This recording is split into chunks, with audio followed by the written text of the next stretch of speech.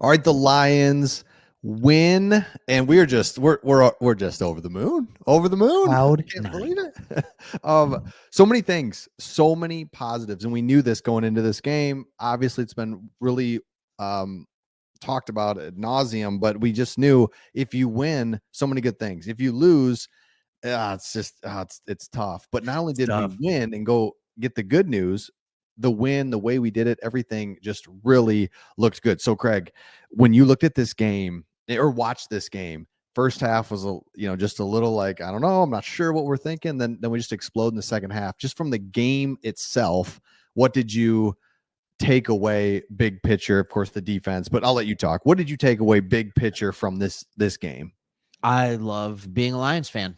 Like, I mean, I don't know. I just need to have a second for excitement, right? And yeah, I mean, I have a lot of takeaways on this game, but right now it's just feels good. 15 wins, right? Best in franchise history. Already was with 14. First time we've ever been the number 1 seed. This is last year and this year the best time ever in the history of the franchise to be a Lions fan. My takeaway from this game is a realization that we are 100% not the same old Lions. I remember being afraid of the Vikings when they kept getting the ball. I'm like, this doesn't look good. It's 6-7, right? In the first half, they haven't made it. But here's the thing, Vikings fans, we're thinking we can't beat the Lions if we keep getting field goals or if we keep coming away with no points in the red zone. And it's truth. We are the Giant. That's We're right. the Giant. That's right. Like, it's a fun time to be a Lions fan, man. Dude, you're so right, because we are. And there were so many moments in this game where it was like, oh geez. And it's like, we just got to get over that as Lions fans. It's just, we're 35-6 in the last 40 games, whatever. It's something like that. We should probably find that out, but it is ridiculous. And in the big games, and we'll pull that up here in just a second, but it's just going through a checklist, and I'm going to forget them all. But like you said, 15 wins, win the division back-to-back years, number 1 seed, first round bye, 8-0 on the road. The list goes on and on. We're injured like you can't even imagine on the defensive side of the ball, yet we continue. We play this type of defense that's like, nope, that's not going to work. That doesn't make any sense at all. Don't do that. And we say, this is how we came in here. This is that Dan Campbell mentality from the beginning on all of this. By the way, we'll get to him in a second too, but nothing. It just, we just are Lions fans now that we are the top dog. I mean, just because we knew it, but now we can officially say it. We won the North with 15 wins, 4 more wins better than the Packers even. I mean, it's just, the whole thing is just awesome. I love it. Well, and it is awesome. And that's the thing. I mean, we won the division that was undoubtedly the best division we may have ever seen in the NFL. Like, it's not like we won the NFC North and the NFC North was just, a normal division back-to-back years. It's not like when the Patriots were winning the NFC East year after year because all the other teams were terrible. The Dolphins, the Patriots, the Bills, right? Like, they couldn't even, none of the other teams, they had a quarterback. Like, this is a good division that we just won. And we did it while being very injured for the better half of the year. Like, that's the thing that is just mind-boggling to me. Like, mind-boggling. But anyways, it is really fun to watch. It's fun to watch. Even Craig Reynolds, like, Jahmyr Gibbs was an absolute beast. He went beast mode.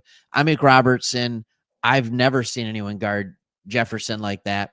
Me and you were proved to be the smartest guys on earth, right, Chris? Because we went and we talked about how the Vikings were going to have trouble stopping them because, hey, the Bills gave the blueprint. The 49ers followed the blueprint. The Vikings will do the same. And Aaron Glenn's just like, nah. Best shot of the day. He's sitting there. He's got his pen. He's just. Yep. He's just thinking, hey guys, we did it. We did it. And let's talk about the secondary for a second. You've got Robertson. Terrion Arnold looks to be out. I mean, how many Achilles can we just go through in a season, and Achilles and ankles and legs? But what's happened now, and this has happened with our fourth down, when we go for it on fourth down, we are desensitized to injuries and going forward on fourth down. It's just we have got this Just do low it. heart rate thing going on right now that all comes from Dan Campbell. And so it's like, I don't know, Terry Arnold, it was just like, I wasn't surprised. Number one, that a guy went out for the season, another one. And number two, I was like, all right, well, let's get Vildor out there and let's do this. I don't know. Is that crazy? Because the secondary played so well. I just was so confident. Yeah. Yeah, it is unbelievable. And I'm looking up all the stuff on him as well. But and we'll talk about Terry and Arnold. I really don't understand how this defense did what they did today. Can I just throw some numbers at you for a second? Sam Darnold, who has been a phenomenal quarterback this year, been phenomenal. You can say what you want about Sam Darnold. 18 of 41 for 166 yards. Unbelievable. That's the best defense we've played on a quarterback in 6 years. Yes. Like, truly. And here it is right here. He went. There it is. I thought it was really interesting, this stretch. If it's me and just conventional wisdom, again, this is what Dan Campbell and this coaching staff is teaching us, but is, all right, don't give up big plays, back off them, tighten up in the red zone. And we tightened up in the red zone. We did do that, but we were just like, we're not going to just let you go down the field even. And I just thought, it's risky. That's risky. And again, the Dan Campbell, he's got everybody with this aggressiveness that everyone wants to be aggressive. Everyone wants to be the tough guy. Everybody wants to be physical. It's football. But when you've actually got this alpha Dan Campbell saying, no, everybody, offense, defense, special teams, fourth down, defense, press man, blitz, we are the aggressive dog. And it's like, dude, we are. It's crazy. I was listening to the radio today, national broadcast. They were talking about Kevin O'Connell, the coach for the Vikings, how he's a runaway head coach of the year. Runaway. And I have one game for you that I'd like for you to watch. I don't care what our talent was going in. If Dan Campbell's not the coach of the year, what do you do? How do you win this thing? Like, he thoroughly won this battle. He outcoached him entirely. Kevin O'Connell, that was very interesting from this guy who passes, why they couldn't understand that they just needed to throw the ball underneath. I don't know how come and just take what the defense is giving you. It makes no sense, but we just kept putting pressure on. I've never, and that's the thing with all the injuries. I mean, you heard it. Collinsworth wouldn't stop talking about it. He's like, I've never seen Sam Darnold under this much pressure in his entire career. No. I mean, this is a man who played for the Jets. Remember that. All right. So, like, it was unbelievable, the pressure the defense put. Just constant, in your face. Here we go. Unbelievable. And you know, switching to the offense now. Sure. Offense starts slow. Very slow, by the way. Just really, one of the things that I don't like, I'd love to know your thoughts, is when we're in shotgun kind of repeatedly, obviously you got to mix it up, but I just feel like our core bread and butter under center, and it felt like we were in shotgun there a little bit. It didn't feel comfortable. We know that the Vikings do what they do. They're going to have a lot of guys at the line of scrimmage, freaks everybody out, myself included. We're just like, I don't know. And then it just felt like, because going into this game, we had put up 30 points in the last 3 games against the Vikings. Jared Goff, you heard in the broadcast how he told those guys, I know what to do. I just know what to do. I'm comfortable. Yes. I know what to do against the Vikings. Yes.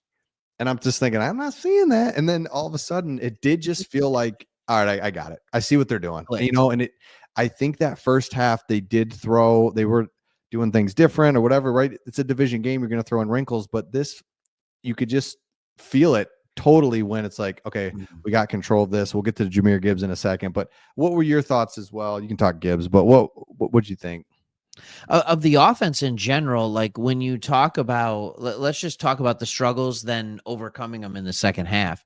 And I see this comment and I agree with you until about halfway through the third quarter, right? I mean, Goff usually, you know, by about the second quarter what kind of game he's going to have, don't you? Either the dude's on fire, he's struggling, or he's mid. But in this game, it was a little bit different. He went from struggling to mid to struggling to great. Like, I mean, Yeah. he figured it Yeah. out. He changed things up, and I thought that was absolutely fantastic. It was fantastic. Every receiver did great. Laporta was a big time playmaker in this Oh, one. man. And do you want me to tee it up for you? Do you want to talk about Gibbs for a second and Oh, just what he has meant to this team, not only this week but the last 3 weeks? I mean, like, just do whatever you want. Like, what homeboy I'll has the I'll most start. touchdowns in the NFL. Let's go.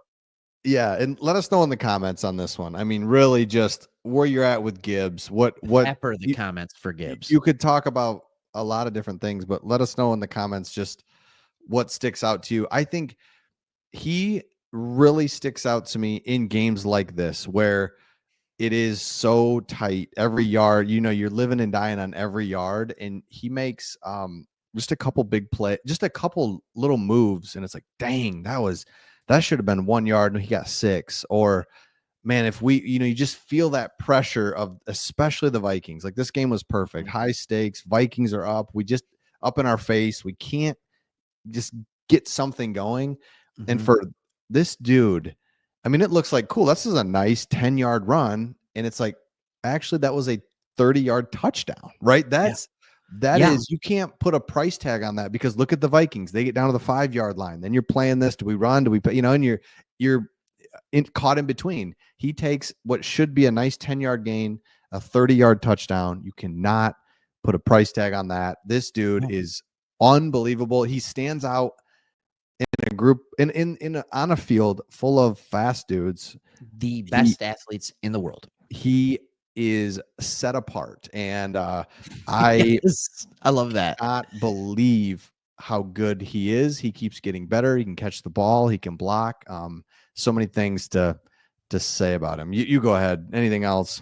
Yeah, no, I can talk about Gibbs forever. The way I started this game, watching it with my wife and Gibbs has his first touchdown, and I say to her, because she loves him, right? She loves him. And what I said was simple. I'm like, I never thought in Detroit there'd be another running back that came close to me having as much fun watching as Barry Sanders. That's right. And he's it. Like, he is it. Like, that's the ultimate compliment. Like, I'm not saying he's as good. Don't do that. All right. Don't do that, people. I'm not doing that. But I am saying he has that same electricity of every time he touches the ball, you wonder if he's going to take it to the house. Mm-hmm. You wonder if it's going to be a touchdown. You wonder, like, you hold your breath every time he touches the ball. And he did that today on 2 of his touchdowns, the 47-yarder to help seal the game even more. Like, the guy is just built different.